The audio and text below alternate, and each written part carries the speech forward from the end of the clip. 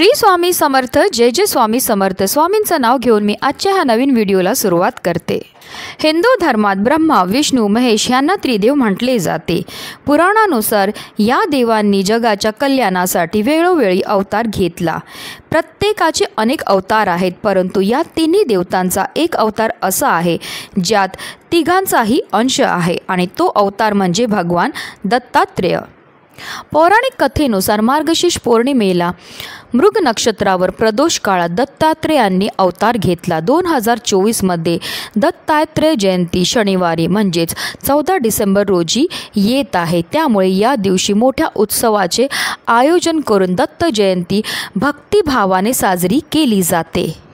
या दिवशी ब्रह्मा, विष्णू, महेश यांचा अंश असलेल्या भगवान दत्तात्रेयांच्या बालस्वरूपाची पूजाही केली जाते। भगवान दत्तात्रेयांनी आपल्या जीवनात 24 गुरु केले होते। दत्तात्रेयांच्या 24 गुरूंमध्ये मनुष्यासोबत विविध पशु पक्षी यांचा सुद्धा सहभाग होता। येत्या 14 डिसेंबरला आहे दत्त जयंती आणि आजपासून आपल्याला गुरुचरित्राचं पारायणाला सुरुवात ही करायची आहे, कारण गुरुचरित्राचे पारायण ही अतिशय उच्च कोटीची सेवा मानली जाते श्री दत्त गुरूंची। आणि जर आपण गुरुचरित्राचे पारायण मनोभावे केले तर आपल्या कितीही कठीणातील कठीण इच्छा ह्या पूर्ण होतात। जर तुम्हाला संपूर्ण गुरुचरित्राचे पारायण करणं शक्य नसेल तर तुम्ही गुरुचरित्रातील 14वा व 18वा अध्याय पठन केला तरीही तुमच्या सर्व मनोकामना ह्या पूर्ण होतील। गुरुचरित्रातील 14वा व 18वा अध्याय हा गुरुचरित्रातील मेरुमणी मानला जातो आणि म्हणूनच आपल्याला 14वा आणि 18वा अध्याय पठन हा करायचा आहे। असं केल्यामुळे आपली कठीणातील कठीण इच्छा तर पूर्ण होतेच होते, पण आपल्या आयुष्यामध्ये असणारे जेवढी पण नकारात्मकता, इडापिडा, दोष आहेत ते सुद्धा दूर होण्यामध्ये मदतही मिळत असते। दत्तगुरूंच्या पाठीमागे असलेली गाय म्हणजे पृथ्वी आणि 4 श्वान म्हणजे 4 वेद।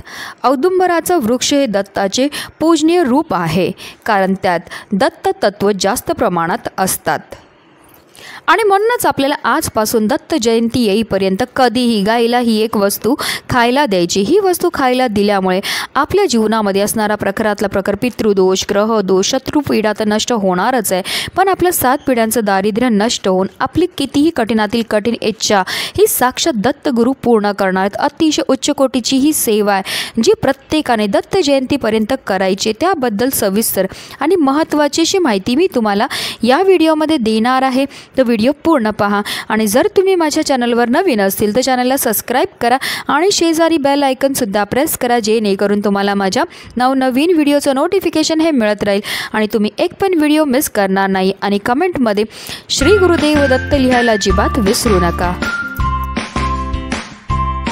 दत्त दत्त दत्ताची गाय, गाईचं दूध, दुधाची साय, साईचं दही, दह्याचं ताक, ताकाचं लोणी, लोणीचं तूप, तुपाची धार, दत्त दत्त दत्ताची गाय।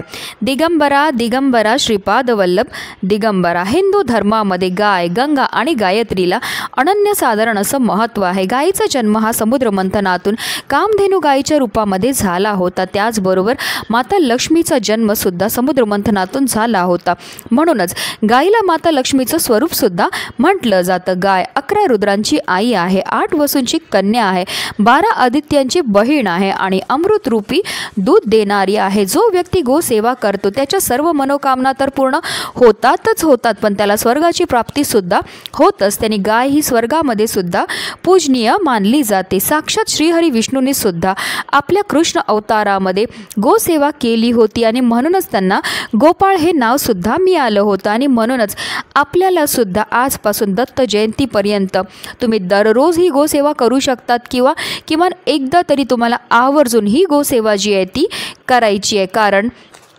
तुम्ही दत्तगुरूंचा फोटो पाहिला असेल तर त्यामध्ये त्यांच्या पाठीमागे उमराचं झाड आहे, त्याचबरोबर एक गाय आहे आणि 4 श्वान आहेत। हे दत्तगुरूंचा परिवार आहे आणि जर आपण दत्तगुरूंच्या परिवाराची सुद्धा सेवा केली, पूजा केली तर त्यामुळे आपल्यावर अखंड दत्तगुरूंची कृपा ही होत असते आणि त्यांच्या कृपेने आपल्या जीवनामध्ये असणारी जेवढी पण दुःख आहेत, संकट आहेत, विघ्न आहेत, दोष आहेत ते दूर होतात आणि आपल्या संपूर्ण कुटुंबाची भरभरून अशी प्रगती होत असते।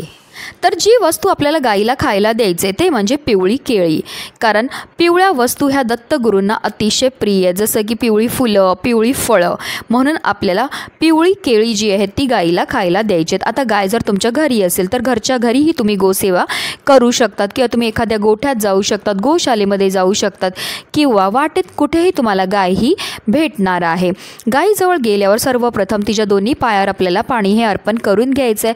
तिला हळद कुंकू अक्षदा लावून तिची आरतीही करून घ्यायची आणि त्यानंतर आपल्या हातातनं आपल्याला गाईला ही केळी जी आहे ती खायला द्यायची. तसं म्हटलं जातं जेव्हा गाय आपल्या हातातनं केळी खाते आणि तिची जीभ आपल्या हातावर लागते तर त्यामुळे आपल्या जीवनामध्ये असणारी जी दारिद्र्य आहे ते दूर होण्यामध्ये मदतही मिळत असते. गाईला केळी खायला दिल्यानंतर आवर्जून तिला थोडंसं पाणीसुद्धा आपल्याला प्यायला द्यायचं. त्यानंतर आपल्याला गाईभोवती 11 प्रदक्षिणा मारायच्यात. प्रदक्षिणा मारताना आपल्याला निरंतर श्री गुरुदेव दत्त किंवा तुम्ही दिगंबरा दिगंबरा श्रीपाद वल्लभ दिगंबरा या 2 मंत्रापैकी कोणत्याही एका मंत्राचा तुम्हाला जप करत करत 11 प्रदक्षिणा ह्या मारायच्या आहेत. आणि त्यानंतर आपल्याला गाईच्या पायाखालची थोडीशी माती उचलायची आणि तिने आपल्या कपाळावर टिळा हा लावायचा आहे, कारण जो मनुष्य गाईला हाताचा स्पर्श करून प्रदक्षिणा करतो तसेच तिच्या चरणाखालील धूळमस्तकी लावतो त्याला पृथ्वी प्रदक्षिणेचे व सर्व तीर्थांमध्ये स्नान केल्याचे पुण्य हे प्राप्त होत असतं. त्यानंतर जर गाय हात लावून देत असेल तर तिच्या पाठीवर तुम्हाला हात फिरवायचा आणि आपल्या मनातली इच्छाही बोलायची आहे.